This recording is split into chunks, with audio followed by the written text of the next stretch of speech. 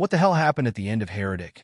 The new horror thriller from Quiet Place scribes Scott Beck and Brian Woods ends on a pointedly ambiguous note.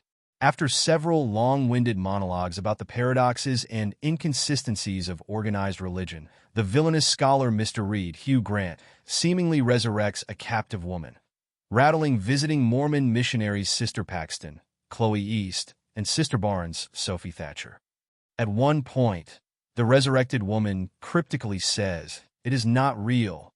Then, after a clever attempt to attack the abductor, Reed shockingly kills Barnes and then launches into a new monologue about simulation theory. He refers to a Taoist concept illustrated by philosopher Zhuangzi, who dreamed he was a butterfly and became uncertain of reality upon waking. Is he a man who dreamed he was a butterfly, or a butterfly who dreamed he was a man? Paxton eventually descends into Reed's hidden basement and gives a beautiful speech about the power of prayer, while also accusing her captor of improvising his extra material about simulation theory. In the film's last moments, Barnes suddenly awakens from her apparent death to land a fatal blow on Reed, eventually allowing Paxton to exit the compound into the Colorado snow. The film leaves us with one haunting detail in the final scene: the fluttering of a butterfly, punctuating Paxton's escape with a suggestion that the entire last act may have been a simulation or a dream, and that Paxton might not have survived the night after all. The finale's ambiguity is intentional. With the ending, we hope people watch it and have a very specific interpretation, but we hope that it's different from person to person, Beck tells Entertainment Weekly.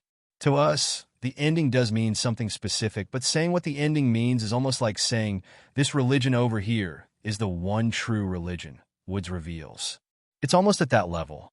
It'll be really interesting to see once more people have seen the movie and taken it in, but we're hoping people have a clear interpretation and they defend that interpretation in conversation. Beck confirms that the directing duo agree on one particular reading of the final sequence.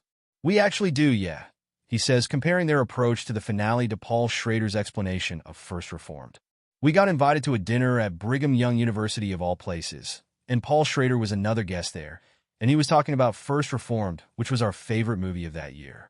And Brian and I had talked endlessly about First Reformed and the ending of that with Ethan Hawke, and we just loved the interpretation that we had of that movie's ending." The duo was surprised by Schrader's take on his own finale. As we sat down to dinner, Paul Schrader started getting asked by other people at the table about First Reformed and the ending of that.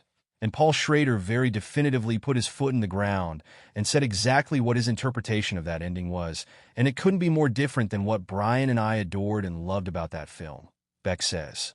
And in some ways, it was exciting to hear him discuss his firm statement of what that movie meant, and yet it totally invalidated what our feeling of it was. Beck and Woods want to avoid that dynamic by withholding their opinions from public knowledge. "When you release a movie, it belongs to the audience," Beck says. "More than I think anything we've ever done, we want this movie to make sure that there is room for that discussion." Woods agrees. "The movie is a conversation, and then we hope the movie ends, and then the real conversation begins. That's our hope, and we hope to receive that and hear from people." Thatcher and East were surprised to hear that the directors had a definitive reading of the climax. "Oh wow, I wasn't expecting that," Thatcher tells EW. "I personally feel like I don't have just one reading. Each time I watch it, it feels different. Last time I watched it, I felt a hopefulness that I hadn't felt before. Chloe's last monologue touched me in ways that really struck me. And then, that last moment, I was just sobbing and felt less doomed and more hopeful. But then other times, it's completely different. I think it's really dependent on what state I'm in. It's interesting that even though we acted in it and we've seen it so many times, I feel differently every time I see it." East shares her co-star's sentiments. "That's my feeling too," she says. "It always changes depending on different things, but I've had friends at the screening who were like, 'I can't believe that miracle happened. I can't believe you made it at the end. You prayed for him. And it worked.' And then I have other friends who were like, 'Yeah, well, obviously you died. You died.' And there's very kind of polarizing takes, and the beautiful thing is none of them are right or wrong. It's just how it was meant to be. And I don't even really feel like it leans towards one way. It's open." Beck reiterates that he doesn't want everyone to agree with him about the ending. To be completely honest, it is not for us to say what the movie is or means when all is said and done. But certainly for us, the ambition is to let this movie live beyond the ending credits, he says. A lot of the movies that we do, we joke that they'll be put up on screen, and then all of a sudden, the audience will pick up their coats, leave the theater, and be like, do you want to get Applebee's for dinner? Or, do you want to get Chili's?